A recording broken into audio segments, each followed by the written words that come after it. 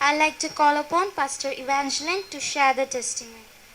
இந்த உன்னதமான தருணத்தில் இந்த கிராஜுவேஷன் டேயில் நிறுத்தியிருக்க ஆண்டவருக்கு மகிமை செலுத்துகிறேன்.